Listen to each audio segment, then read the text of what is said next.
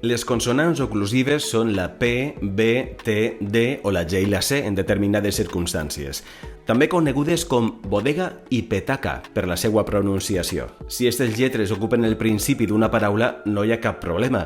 Es pronuncia com se suposa que s'ha de pronunciar, i ja està. Bota, porta, televisió, dia, gat, camió... Però si estan al mig de les paraules o al final, poden presentar algun matís. Anem per parts. Acabaments en ada i ador. És molt característic del valencià ometre la D en els acabaments d'algunes paraules, com ara els participis, salar, posar, atrapar, passar, i també en els substantius com mocaor o llauraor. Però aquestes paraules tenen una D en els acabaments que cal pronunciar, per tant, no direm salar, sinó salada, posar, sinó posada, atrapar, sinó atrapada.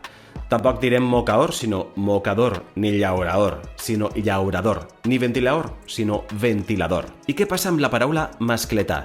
Diem mascletada o mascletar? La manera natural hauria de ser mascletada, però el llibre d'estil de la Corporació Valenciana de Mitjans de Comunicació diu que les paraules que designen una festa, un plat típic o una activitat popular poden presentar una doble possibilitat gràfica amb els sufixos ada-a.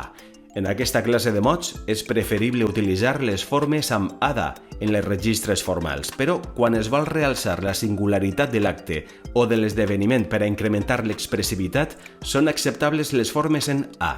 Per tant, en lloc d'albada podem dir albà, en lloc de mocadorada podem dir mocaora i en lloc de mascletada podem dir mascletà.